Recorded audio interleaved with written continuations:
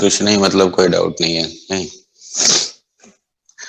चलो कल मैंने एंगल बाइसेक्टर्स का इक्वेशन लिखना सिखाया था सर D5 में।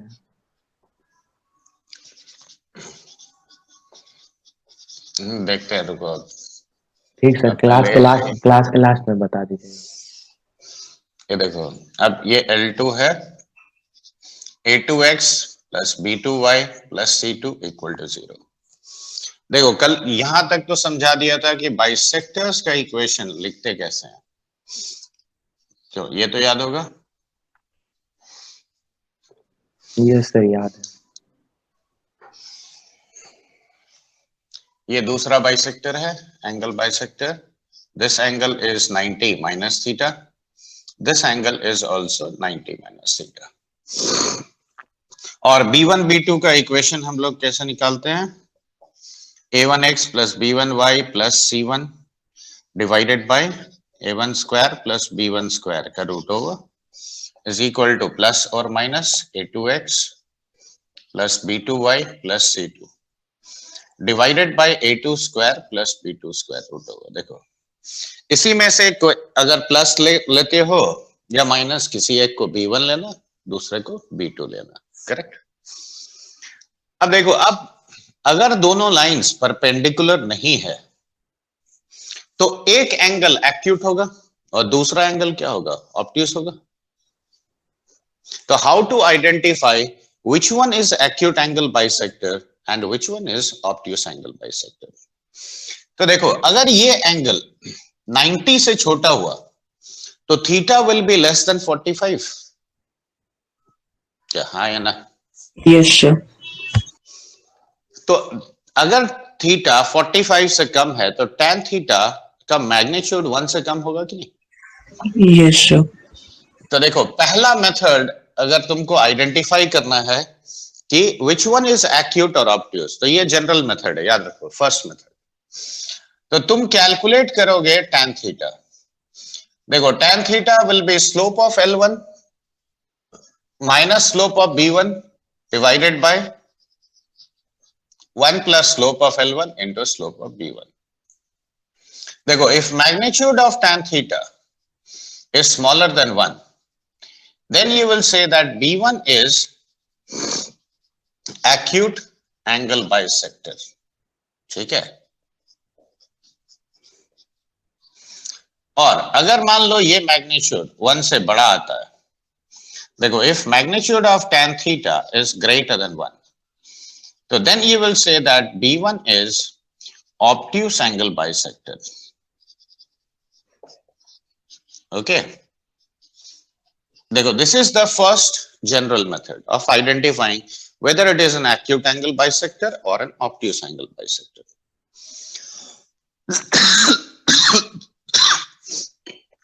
दूसरा भी एक फॉर्मूला बेस्ड भी है जो इसी से डिराइव होता है। अभी इसमें पुट करके कैलकुलेट करने जाओगे तो that will be in fact a lot of calculation। क्यों, हम इसी में प्लस लेंगे माइनस लेंगे स्लोप निकालेंगे, सब वेरिएबल लेके।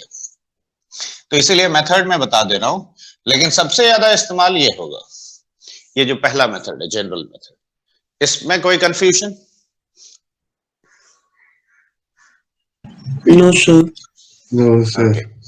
अब देखो दूसरा मेथड के लिए C1 और C2 दोनों को पॉजिटिव कर लो, मतलब ये जो कांस्टेंट्स हैं, after making them positive right down the equation like this.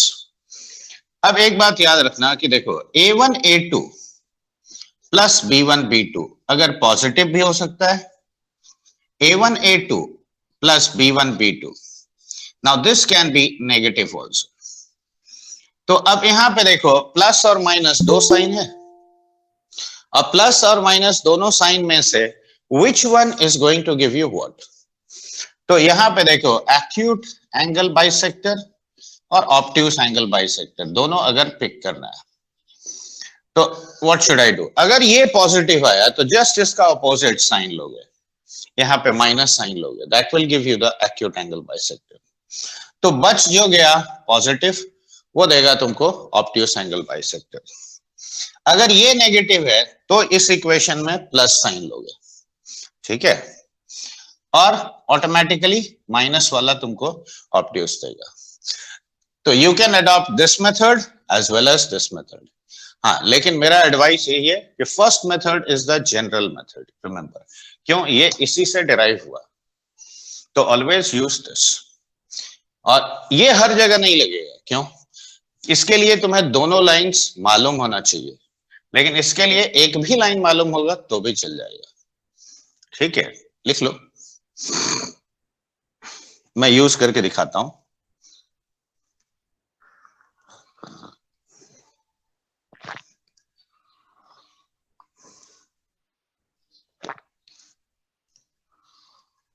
Yes लिख लिए। बाकी लोग को भी लिखने दो।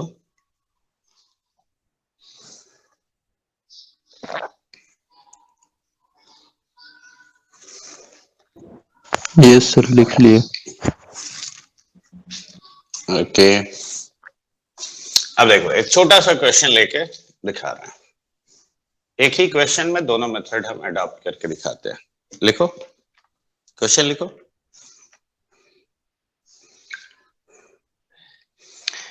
For the straight lines, 4x plus 3y minus 6 equal to 0 and 5x plus 12y plus 9 equal to 0. Find the equation of the angle bisectors. Find the equation of the angle bisectors. Also identify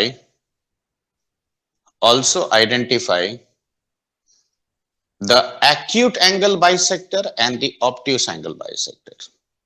ठीक है, तो अब यहां देखो एक बात mark कर लो, मैं ताकि ये दोनों मेथड यूज करूंगा तो इसीलिए यहां पे देखो ये C नेगेटिव है, कांस्टेंट, तो इसको पहले पॉजिटिव करेंगे। कैसे? देखो -4x minus 3y plus 6 equal to 0। ठीक है, let us call this line L1 और ये हमारा लाइन L2। ठीक है, अब नॉर्मल तरीके से बाइसेक्टर लिखो। देखो -4x minus 3y plus 6 divided by 4 square plus 3 square root over यानी 5 will be plus minus 5x plus 12y plus 9 divided by 5 square plus 13 square plus 12 square root over यानी 30। अब पहले मैंने प्लस साइन लिया, तो देखो -52 x minus 39y plus 78 is equal to 25x plus 60y और plus 45। देखो क्या ये लिख सकते हैं? इसको राइट में ले जाओ। माइनस क्यों किए सर, कोई रीजन है क्या? अच्छा ये वाला मेथड अभी कर रहे हो? मैं दोनों मेथड दिखाने के लिए, अब दो बार थोड़ी कैलकुलेशन करेंगे, तो इसीलिए मैं दोनों ही यहाँ पे एक साथ दिखा रहा हूं। देखो इसको राइट में ले गए प्लस 99y और इधर से ये लाओ तो ये कितना हो गया बताओ? 33। अब देखो 11 कटता है तो 7x प्लस 9y और -3 इज इक्वल टू 0। ये मान लो इक्वेशन B1 है। ठीक है, बताओ स्लोप ऑफ B1 कितना है? -7/9 है कि नहीं? हाँ है ना। अब माइनस साइन लोगे तो देखो दोनों तरफ माइनस हो जाएगा, तो -52x minus 39y plus 78 will be -25x minus 60y minus 45। देखो ऐसा लिख सकते हैं। अब सारे टर्म्स को राइट में ले जाओ। देखो 52 minus 25 is how much? बोलो, ये भी कैलकुलेशन तुम लोग नहीं कर पा रहे हो। -21y और माइनस ऑफ ये हो गया तुम्हारा कितना? 8 5 13 7 4 11 123 इज इक्वल टू 0। तो 3 काट दो तो देखो 9x minus 7y minus of 41 is equal to 0। ये मान लो B2 है। ठीक है, देखो प्लस लेने से क्या आता है, माइनस लेने से क्या आता है, ये क्लियर है। अब मैं पहला मेथड अडॉप्ट करता हूं, देखो ये वाला। ठीक है, फॉर आइडेंटिफाइंग द बाइसेक्टर्स। तो ये बताओ Slope of L1 is how much?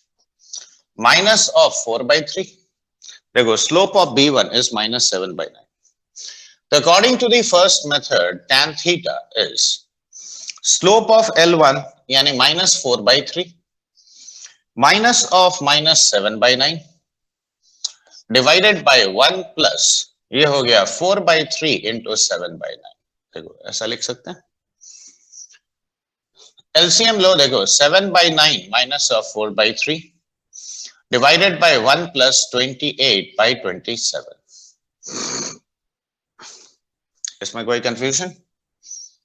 So 21 minus 36 divided by 27 plus 28. अब ये हो गया तुम्हारा minus of 15 divided by 55 यानी minus 3/11. अब बताओ इसका मैग्नीट्यूड 1 से बड़ा है कि 1 से छोटा है? छोटा. छोटा.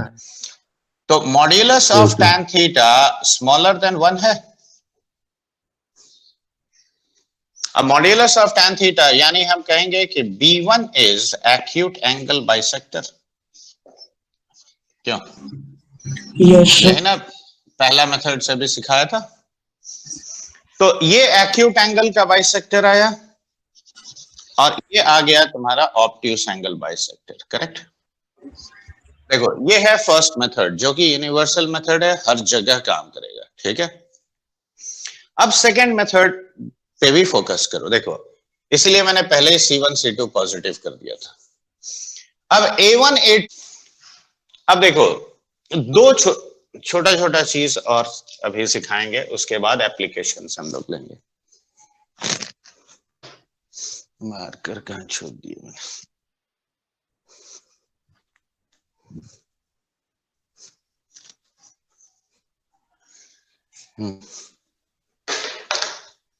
देखो अगर एक लाइन मान लो L1 यहां पे है, एक लाइन L2 इधर है और एक लाइन L3 इधर है.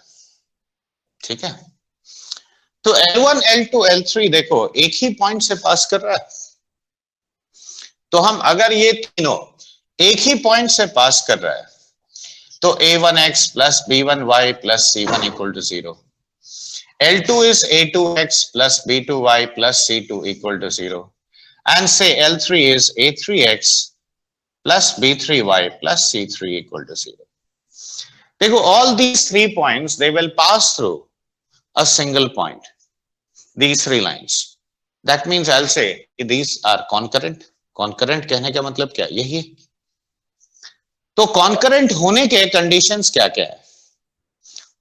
तो देखो एक ऑप्शन ये है, याद रखो, लॉजिक समझ लो. देखो L1 plus lambda times of L2 plus mu times of L3 should be equal to 0. For some real values of lambda and mu, if this equation is satisfied, so then you will say that the lines are concurrent. ये पहला method है. ठीक है.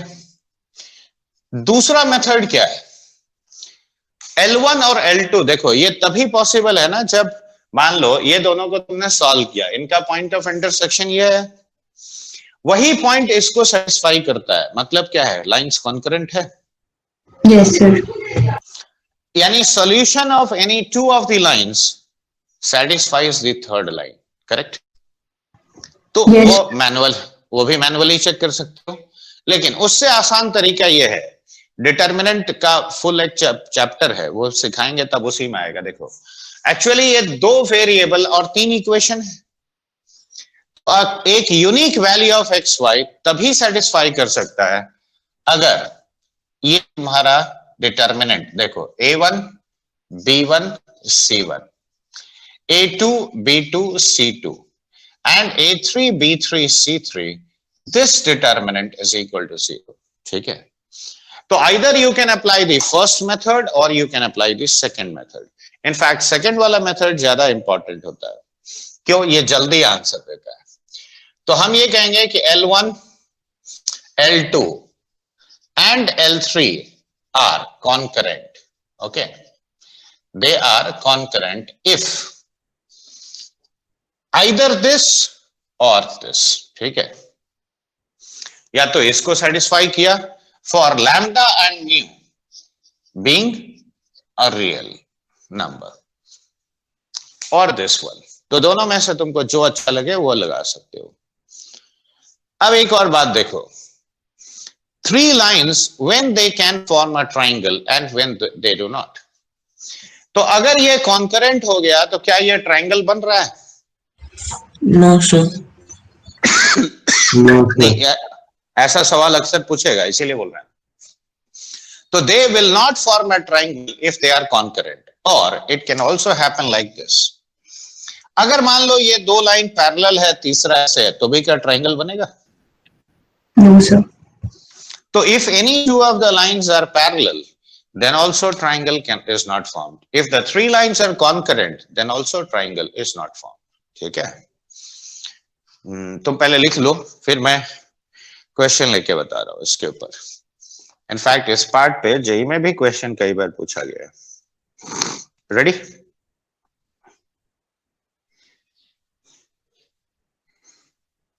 हाँ ना, कुछ तो बोलो. Yes, sir. Yes.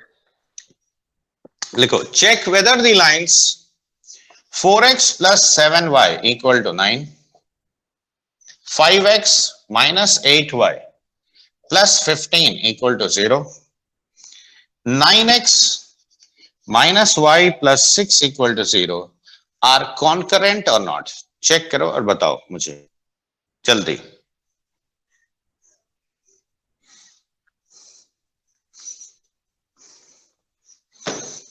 देखो, तुम्हारे पास दोनों मेथड है, जो चाहे कर सकते हो. यहां पे ध्यान से देखो, इन दोनों को अगर हम ऐड करते हैं कितना आता है? 9x minus y is minus देखो 26. ये Minus 24. -9 -24 कैसे हो गया बच्चे? 15 minus 9 is plus 6. Yes, sir. 6. तो देखो, क्या ये L1 plus L2 minus L3 is equal to 0 इसको सेटिस्फाई किया? हाँ या Yes, ना? sir. Yes. देखो, तो लैम्डा इज 1, म्यू इज -1 और दोनों रियल नंबर है, तो ओरली हम देख के कह सकते हैं कि ये लाइंस कॉन्करेंट है. ठीक है, बेल की तरह डिटर्मिनेंट सॉल्व करने की जरूरत नहीं है. तो इसीलिए दोनों मेथड का ध्यान रखना. समझ में आया? देखो, no doubt this is also useful condition, तुम इससे भी जा सकते हो. ठीक है, मैं दूसरा भी यूज करके दिखा देता हूं. देखो, लिखो, find the value of m for which the lines 3x plus y plus 2 equal to 0, 2x minus y plus 3 equal to 0, and x plus my minus 3 equal to 0 are concurrent. Sir determinant में उसका absolute value नहीं ना लेना है, मतलब plus minus के साथ लेना है.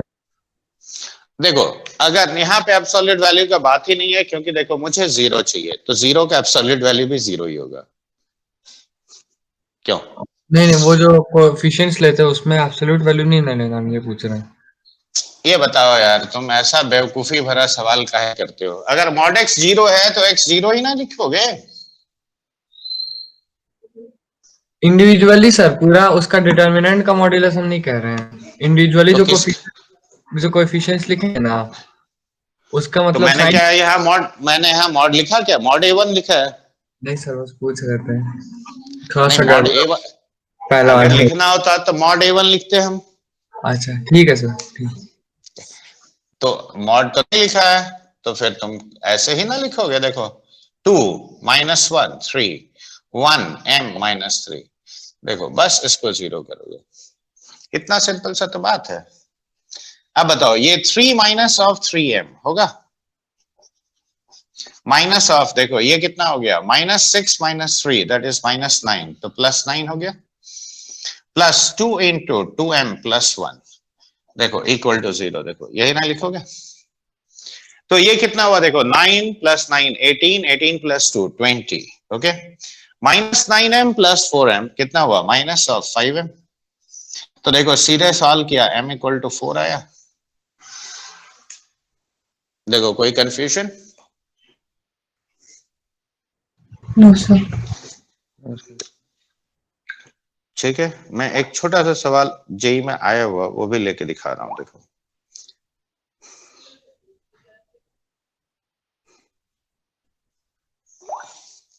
अभी भी दूर हुआ कि नहीं कंफ्यूजन अक्षत?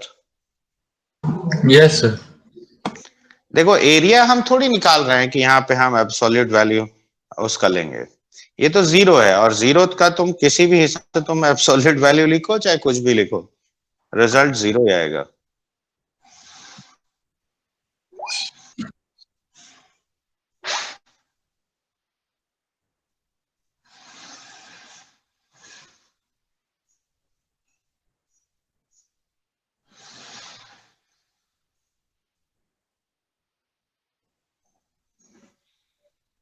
नहीं इसमें नहीं दिख रहा है, रुको।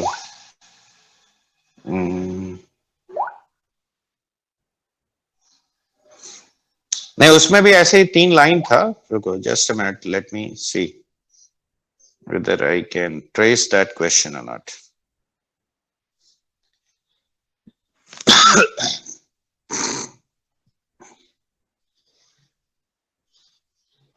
नहीं अभी तो नहीं दिख रहा है, ठीक है हम करवा देंगे, टेंशन मत लो। उसमें भी 3 लाइन था और करना वही काम था, ठीक है।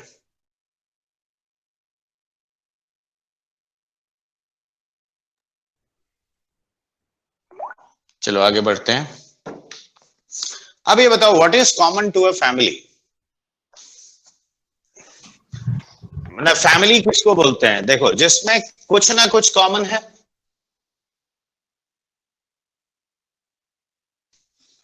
Yes, sir. अब यहां पे मान लो मैंने एक पॉइंट अगर दिया तो बोलो, मैंने देखो ऐसे एक लाइन ड्रॉ किया, देखो ऐसे एक लाइन ड्रॉ किया, ऐसे ड्रॉ किया, infinite lines can be drawn और नॉट? Yes, sir. तो अगर सिर्फ एक पॉइंट देते हैं तो इनफाइनाइट लाइंस है, ये सारे लाइंस में ये वाला पॉइंट कॉमन है कि नहीं? Yes, sir. तो अब ये मान लो लाइन L1 है और ये लाइन L2 है, देखो this line, all of them are passing through this point of intersection. तो ये पॉइंट इन दोनों लाइंस को भी सेटिस्फाई करेगा कि नहीं? Yes, sir. Yes. अब तो देखो L1 plus lambda times L2 अगर मैंने 0 किया, देखो ये दोनों पॉइंट के लिए ये 0 प्लस लैम्डा टाइम्स 0 0 ही ना होगा। और बताओ ये एक डिग्री 1 इक्वेशन हुआ कि नहीं? हाँ या ना? Yes. Yes. Yes. और ये क्या सिग्निफाई करेगा? ये सिग्निफाई करेगा all the possible lines which pass through this point. क्यों? ये पॉइंट सबको सेटिस्फाई करेगा। Yes sir. तो इस ऐसा इक्वेशन को कहेंगे द फैमिली ऑफ लाइंस। तो लिखो, इक्वेशन ही का नाम है सर। हाँ लिखो तो, through one point infinite lines can be drawn. Through one point infinite lines can be drawn. पहला बात तो ये लिखो, उसके बाद आगे लिखो कि the equation of the family of lines, the equation of the family of lines passing through the point of intersection of the lines L1 equal to 0 and L2 equal to 0 is given by L1 plus lambda L2 equal to 0. Passing Is given through क्या बोलेगा? Passing through the point of intersection of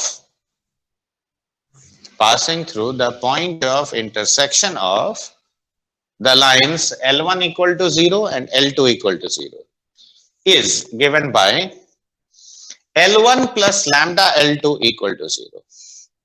ठीक है, इसी को बोलते हैं, देखो एक पॉइंट से जितना लाइंस ड्रॉ कर सकते हो वो सारे लाइंस को कहते हैं फैमिली ऑफ लाइंस। ठीक है, पासिंग थ्रू दिस पॉइंट। तो जब भी एक पॉइंट देगा, ठीक है, और ये देखो ये दोनों लाइंस का इंटरसेक्शन से एक पॉइंट बना, तब हमेशा तुम उसका इक्वेशन सीधा ही लिखोगे, ठीक है, ऐसा नहीं कि पॉइंट सॉल्व करने जाएंगे और उसके बाद 1 पॉइंट स्लोप फॉर्म लिखेंगे, लिख सकते हो लेकिन ये कहीं ज्यादा फास्ट होता है। और क्वेश्चन लिखो तभी समझ में आएगा। लिखो find equation of the straight line, मैं एकदम इजी से ही शुरुआत कर रहा हूं। Find equation of the straight line which passes through the point 2 comma minus 3, which passes through the point 2 comma minus 3 and the point of intersection of, देखो x plus y equal to plus 4 and 3x minus y minus 8 equal to 0। देखो ऐसे दिया, तो यहां पे तुम ज्यादा मगजमारी नहीं करके देखो, इसको L1 मान लो, इसको L2 मान लो। देखो जैसे ही ये पढ़ते हो कि a line whether it is variable whatever it is, if it passes through the point of intersection of two lines, तो write down the equation as L1 plus lambda L2, पहला काम। तो देखो x प्लस वाई प्लस 4 और plus lambda times of 3x minus y minus 8 equal to 0। देखो ये मेरा equation है। अब लैम्डा कैलकुलेट करना है, तो ये पॉइंट देखो मेरा रिक्वायर्ड लाइन इससे पास कर रहा है, तो make this point satisfy this. तो देखो 2 minus 3 plus 4 plus lambda times 3 into 2 6 plus 3 minus 8 equal to 0। तो देखो यहां लैम्डा आ गया, यहां कितना हो गया 3, तो लैम्डा इज माइनस 3, करेक्ट। तो मेरा रिक्वायर्ड लाइन हो गया x plus y plus 4 minus 3 times of 3x minus y minus 8 equal to 0, correct। अब बताओ x minus 9x minus 8x, y plus 3y यानी plus 4y, और ये 24 plus 4 28 equal to 0। 4 कट जाएगा तो minus 2x plus y plus 7 equal to 0। देखो this is your required line। देखो JEE में इतना आसान सवाल आएगा ये जरूरी नहीं है, सर वो कभी नहीं आएगा। इक्वेशन से एक सारी बस लाइन ले सकते हैं क्या? मतलब एक ही लाइन और कर सकते हैं इक्वेशन उसका कि, और दूसरा कर सकते हैं। अच्छा वो भी ये दिया हुआ ना क्वेश्चन, तुम लिखे नहीं होगे एज यूजुअल तुम्हारा, लिखे हैं। पढ़ो तो जरा क्या क्वेश्चन क्या बोले थे, बोले तो पढ़ो जरा। Sir, find the equation of the straight line which passes through the point 2 comma minus 3 and point तो of intersection of, तो ऑलरेडी 2 पॉइंट दिया कि नहीं, 1 पॉइंट 2 माइनस 3 दे दिया और 1 point of intersection of 2 lines है, तो एकदम पर्टिकुलर एक लाइन आएगा कि नहीं आएगा? मतलब सर ये वाला जो 0 करके इक्वेशन दिए ये इसलिए, ये तो पूरा फैमिली का हो गया। अच्छा ये पूरा फैमिली का हो गया और एक और कंडीशन लगाया तो एक पर्टिकुलर। अगला सवाल लिखो, find the equation of the straight lines, find the equation of the straight lines passing through the intersection of 4x minus 3y minus 1 equal to 0 and 2x minus 5y plus 3 equal to 0 equally inclined to the coordinate axis, equally inclined to the coordinate axis। तो देखो यहां मैंने slope दिया, तो यहां पे भी देखो 4x minus 3y minus 1 plus lambda times 2x minus 5y plus 3 equal to 0। देखो ये मेरा लाइन का इक्वेशन होगा, क्यों? L1 plus lambda L2। Yes, sir. तो देखो 4 plus 2 lambda into x, पहले सिंप्लीफाई कर लो, minus of 3 plus 5 lambda into y और plus 3 lambda minus 1 equal to 0। देखो ये मेरा इक्वेशन होगा। अब बताओ इस लाइन का स्लोप कितना है? देखो 4 plus 2 lambda divided by 5 lambda plus 3, देखो यही ना स्लोप होगा। हाँ सर।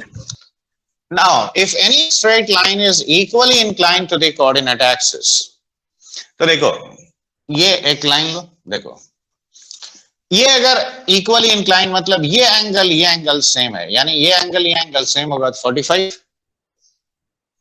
ये सर 45। अब देखो ये 135 डिग्री है, तो 135 का tan कितना होता है -1, तो Yes. इक्वली इंक्लाइंड देखो m -1 एक पॉसिबिलिटी। दूसरा पॉसिबिलिटी देखो, अगर लाइन ऐसे हुआ तो पॉजिटिव डायरेक्शन के साथ ये एंगल सेम करो, तो 45 यानी m is how much 1। positive. तो एक स्ट्रेट लाइन कोऑर्डिनेट एक्सिस के साथ इक्वली इंक्लाइंड कब होगा? या तो उसका स्लोप 1 है या -1 है, हाँ सर। दोनों पॉसिबल। तो इसको एक बार 1 करो, एक बार -1 करो। हाँ सर, समझ गया। तो अब बताओ 4 + 2 lambda is equal to 5 lambda + 3। पहला केस लिया, हाँ sir, 3 lambda is equal to 1, तो 1 लैम्डा इज इक्वल टू 1/3। 1/3 एक पॉसिबल वैल्यू आया। Yes sir. अब देखो अगर मैंने दूसरा वैल्यू लिया 4 + 2 लैम्डा इज -5 लैम्डा -3, ठीक है। Yes sir. तो देखो 7 लैम्डा इज -7 यानी लैम्डा -1। Yes sir. अब ये दोनों वैल्यू पुट करके यहाँ 2 लाइन आएगा, निकाल सकते हो? यस सर, निकाल लेंगे। तो देखो, हाँ ये मत सोचना फैमिली ऑफ लाइंस बहुत ही इंपॉर्टेंट चीज है, बहुत ट्रिकी क्वेश्चन इससे सॉल्व होता है। मैं पहला स्टेज में एकदम डायरेक्ट क्वेश्चन दिखा रहा हूं। चलो अगला सवाल भी लिखो। रेडी? ये दोनों लिख लिए? Yes, sir. समझ में आया या कोई कंफ्यूजन है? Yes, sir.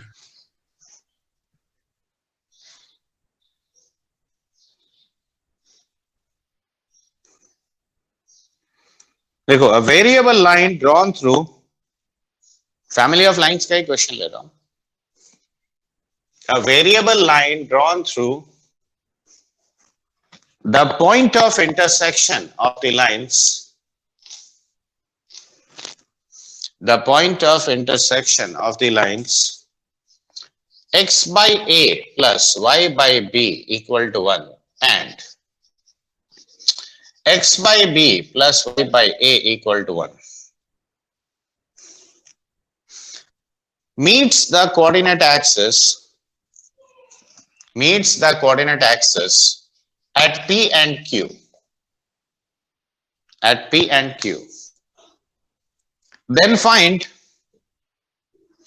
the locus of midpoint of PQ. Then find the locus of midpoint of PQ. अब देखो क्वेश्चन मैं डायग्राम के जरिए समझाता हूं। मान लो ये एक लाइन है, देखो ये पहला लाइन है और ये दूसरा लाइन है। मान लो देखो ये दोनों यहां पे इंटरसेक्ट किया। Yes sir. अब यहां पे इंटरसेक्ट किया। अब इस एक पॉइंट के जरिए देखो हम इनफाइनाइट लाइंस ड्रॉ कर सकते हैं। मान लो ये एक लाइन ड्रॉ किया, ये पॉइंट P है और ये Q है।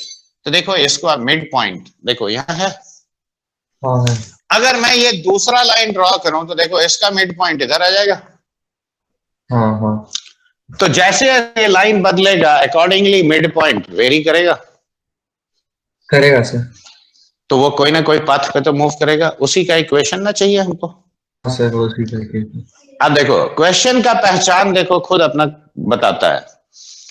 ये जो वेरिएबल लाइन है ये इन दोनों का इंटरसेक्शन से पास कर रहा है। हाँ। तो equation of any line that passes through intersection of two lines, उसमें हमेशा फैमिली ऑफ लाइंस लगा हुआ है।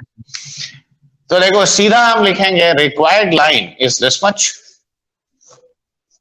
तो let the required line be this much.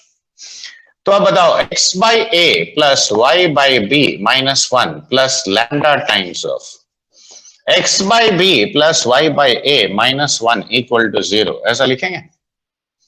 Sir. अब x कॉमन ले जाओ तो देखो 1 by a plus lambda by b, okay. y times of देखो 1 by b plus lambda by a and this is equal to lambda plus 1 लिख सकते हैं।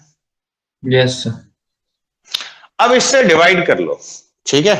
देखो मैं एक ही स्टेप में लिख रहा हूं, ध्यान से देखना। अगर नहीं समझ में आया तो बताना। देखो ये लिख सकते हैं,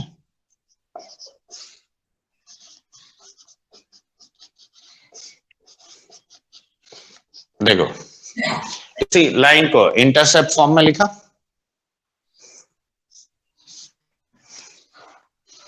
देखो did you all understand this? Lambda 1 के सर ये y के नीचे शायद उल्टा लिख दिया आप, लैम्डा 1 ऊपर होगा। हाँ ये मैंने उल्टा लिख दिया, बात सही बोला तुमने।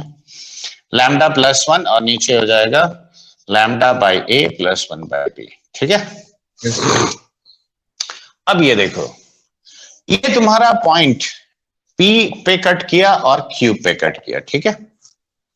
तो P पॉइंट हमारा कितना है, देखो lambda plus 1 by 1 by a plus lambda by b comma 0, ये कहेंगे। यस और Q पॉइंट क्या हो गया, 0 comma lambda plus 1 by lambda by a plus 1 by b, देखो ये कह सकते हैं। कह सकते हैं यस सर। अब इसका मिड पॉइंट मान लो H कमा K है, ठीक है।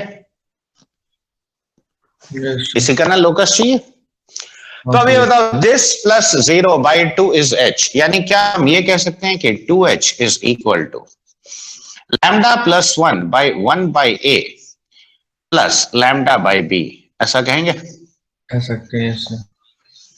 तो अगले स्टेप में देखो 1 by a plus lambda by b is equal to lambda plus 1 divided by 2H, ऐसा लिखोगे। यस अब देखो 0 plus this by 2 is K, यानी 2K कितना हुआ, lambda plus 1 lambda by a plus 1 by b. तो अगले स्टेप में देखो lambda by a plus 1 by b is lambda plus 1 by 2K, okay ये सेकंड इक्वेशन। यस अब फर्स्ट और सेकंड को ऐड कर लो, देखो ध्यान से, lambda by a plus 1 by a कितना हुआ, lambda plus 1। Similarly lambda plus 1 by b is equal to lambda plus 1 by 2 common ले जाओ 1 by H plus 1 by K, देखो यही ना होता है, लैम्डा प्लस 1 कर जाएगा। कट जाएगा। तो यहाँ क्या बचा बोलो, A प्लस बी, देखो 2 times of this by a b को भी या चलो लिख ही देते हैं। देखो क्या ये H plus K by HK आया। हाँ अब लोकस ऑफ HK चाहिए तो HK को क्या पुट करेंगे बताओ, XY। Yes sir. हाँ सर यस सर। तो locus of HK is how much, locus of H comma के, तो देखो ये हो गया AB into x plus y is equal to 2XY into a plus b, देखो क्या ऐसे कह सकते हैं। सर आ गया लोकस। तो देखो अगर हम पॉइंट ऑफ इंटरसेक्शन को सॉल्व करने के चक्कर में रहते हैं तो उसी में हम लोग का 4 लाइन 5 लाइन बर्बाद होता कि नहीं। बहुत खिंचा रहा है यस सर। चलो लिखो पहले,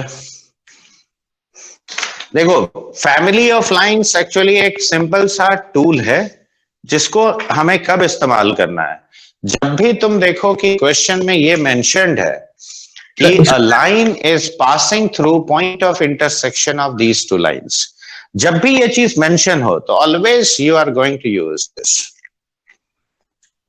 सर इसमें मतलब वो पूछा था मिड पॉइंट, जो कि मतलब जो लाइन पास कर रहा है वो इंटरसेक्टिंग पॉइंट से जो कोऑर्डिनेट एक्सिस को जो मतलब एक्स वाई एक्सिस को जहाँ कट कर रहा है उस लाइन का मिड पॉइंट पूछ रहा था ना। तो फिर यहाँ पे मिड पॉइंट का लोकस पूछा है। फिर अब पहले मैंने तो इसीलिए समझाया कि देखो ये लोकस का बात आता क्यों है, जब कोई चीज वेरिएबल होता है तभी ना लोकस का बात आएगा।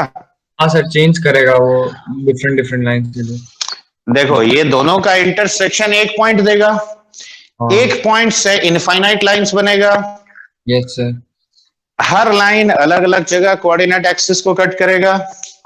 तो यहाँ पे क्योंकि मेंशन था कि लोकस उस मिड पॉइंट का चाहिए उस लाइन का जो कि कट कर रहा है कोऑर्डिनेट एक्सिस को, इसलिए इंटरसेप्ट फॉर्म मतलब। हाँ बिल्कुल, इसीलिए इंटरसेप्ट फॉर्म में लाया। ठीक है सर वही पूछ रहा। ठीक है रेडी, लिखो फटाफट। अब देखो अभी एंगल बाइसेक्टर्स का हम बात कर रहे थे ना, तो क्यों मैंने बोला कि पहला ही मेथड लगाना, उसका भी कारण है, इसलिए क्योंकि हमेशा तुमको लाइन नहीं देगा, ठीक है।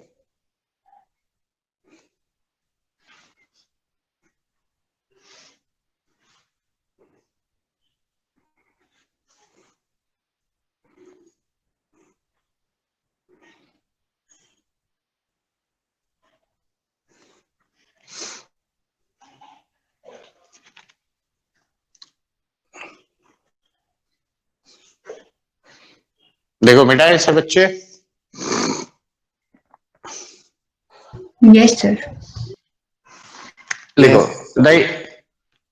the equation of angle bisector of two lines, the equation of angle bisector of two lines L1 and L2, the equation of angle bisector of two lines L1 and L2 are 2x minus 16y minus 5 equal to 0 and 64x plus 8y plus 35 equal to 0, ठीक है। आगे लिखो L1 passes through minus 11 comma 4.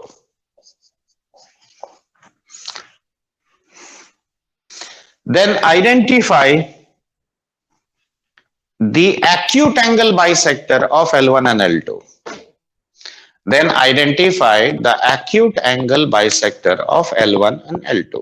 ठीक है। अब एक छोटा सा बात बताओ, क्या मैंने L1 L2 का इक्वेशन दिया है तुमको? नहीं दिया है। देखो L1 और L2 का इक्वेशन मालूम ही नहीं है, तो बताओ जो वो मेथड दिखाया था A1 A2 plus B1 B2 वाला मेथड, क्या यहाँ काम आएगा? बोलो। नहीं सर। तो इसीलिए देखो मैंने तुमको जो सिखाया था कि जनरल मेथड जो है ना उसको फॉलो करो। देखो ये B1 B2 का इक्वेशन, क्या बोल रहे हो? ये दोनों लाइंस 90 डिग्री इसलिए है क्योंकि ये दोनों बाइसेक्टर है, और बाइसेक्टर हमेशा 90 डिग्री पे ही होता है। क्यों? L1 हमको इक्वेशन, लेकिन उसमें कोएफिशिएंट मतलब कांस्टेंट क्या लिखे? कुछ छुप गया इसमें। 35 कोएफिशिएंट 35 है। अब ये देखो B1 और चाहे B2 का, दोनों का पॉइंट ऑफ इंटरसेक्शन से देखो L1 पास कर रहा है कि नहीं? Yes, sir. तो देखो L1 का इक्वेशन अगर निकालना है तो possible equation of L1 minus 16y या लैम्डा टाइम्स दिस कर लो ये, और plus 64x plus 8y plus 35 equal to 0। देखो ऐसा कह सकते हैं? Yes, sir. अब देखो ये L1 कौन से पॉइंट से पास कर रहा है? Minus 11,4 ऊपर तो करेंगे। मैं बिल्कुल इसमें पुट कर दो, तो लैम्डा इनटू देखो minus 22 minus of 64 minus 5, correct, plus 64 into minus 11 plus 8 into 4 32 और प्लस 35 इक्वल टू 0। देखो क्या ये लिख सकते हैं बच्चे? हाँ ना, कुछ तो बोलो। Yes, sir. सब देखो ये कितना हुआ? माइनस 86 माइनस 5 यानी माइनस 91। सही लिखा गलत लिखा? देखो 32 प्लस 35 इज 67, राइट? तो ये हो गया तुम्हारा 704। तो 704 में से 67 ट्रैक कर लो, क्यों? 620 तो देखो 630 क्या 637 माइनस 637 होगा। तो देखो minus of 637 is equal to 0। Yes तो देखो lambda is equal to minus of 7 आ गया। Yes, sir. अब लैम्डा माइनस 7 यहां पुट कर लो, तो देखो माइनस 7, तो इक्वेशन ऑफ L1 हम क्या कहेंगे? L1 is this much, minus of 7 times 2x minus 16y minus 5 और plus 64x plus 8y or plus 35 equal to 0. देखो, this is what we can write. Yes, sir. थोड़ा calculation कर लो.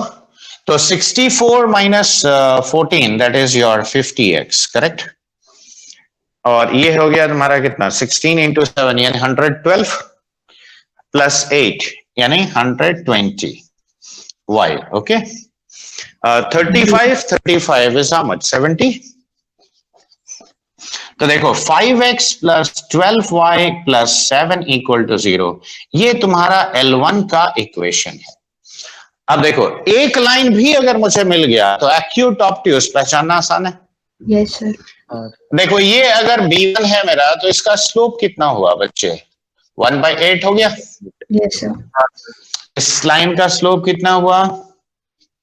-5/12.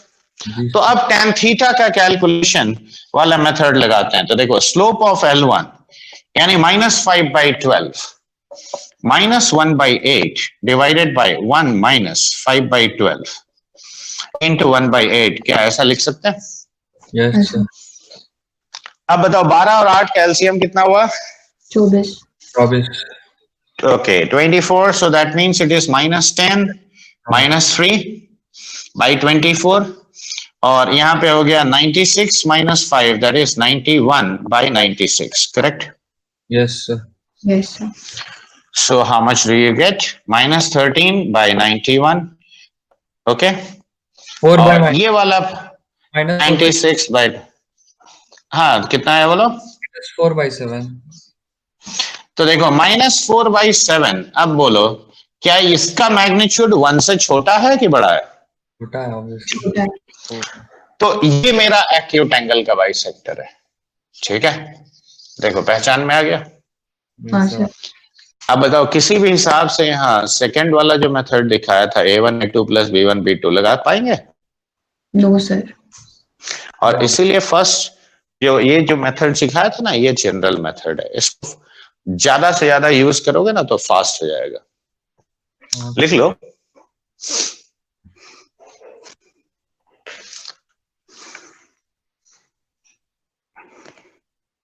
देखो, everybody has understood. देखो, मैंने family of lines भी use किया. देखो, एंगल बाइसेक्टर का फंडा भी यूज किया. ठीक है. Yes, sir.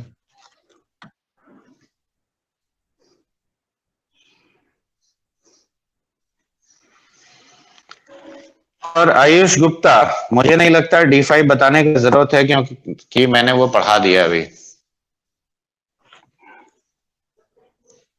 सुन रहे हो? क्लास में हो? हाँ यस सर, अब बन जाए. सर हम मतलब सर वो डी सेक्शन पूरा बनाएंगे ना? हाँ, अब D तक पूरा बनाओगे.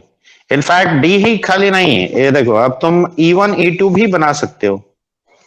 पार्ट 1 का E1 E2 तक बना सकते हो कंप्लीट. पार्ट 2 का भी हम देख के बता दे रहे हैं. पार्ट 2 का तुम खाली कोई E1 तक बना सकते हो. E2 ऑनवर्ड्स मैंने पढ़ाया नहीं है अभी. मैंने पहले ही बोला ना. ठीक है, इसमें एक्चुअली बहुत सारा चीज है. ये मत सोचो कि चैप्टर खत्म हो गया. और हाँ, एक और बात. हाँ, क्या बोल रहे हो? बोलो. सर ये जो एक्सरसाइज जो दिए है ना, उसमें तो सर हाँ, 3D तक है, तो आप बोल रहे थे और पढ़ाएंगे, तो और ना वहाँ पर उसके अलावा भी. अब अच्छा ये बताओ, मैंने अभी बोला E1 बना सकते हो पार्ट 2 में. वो पार्ट 1 में 8. वो सारा कुछ जो दिया हुआ है 3D तक, आप बोल रहे थे आगे और क्या क्या चीज का और भी पढ़ाएंगे. हाँ, तो वो तो है. अब कल हम पढ़ाएंगे ये homogeneous equation of degree 2 and that represents pair of lines passing through origin. Okay. तो कल सुबह थोड़ा सा लेट शुरू करेंगे. We will start from 7 AM tomorrow. Okay. Link तुम लोग को भेज देंगे. Yes thank you sir. हाँ, लेकिन तब तक ये एटलीस्ट पार्ट 1 का एक्सरसाइज 1 पार्ट 1 का E2 तक और पार्ट 2 का E1 तक ये सारा क्वेश्चन ट्राई कर लो. हाँ, यहां से फिर बहुत कॉन्सेप्चुअल पार्ट शुरू होता है. ओके, चलो दैट्स ऑल फॉर टुडे. ये लिख लियो. Yes, sir. Okay, then tomorrow's link I'll Thank you, be sir. sending.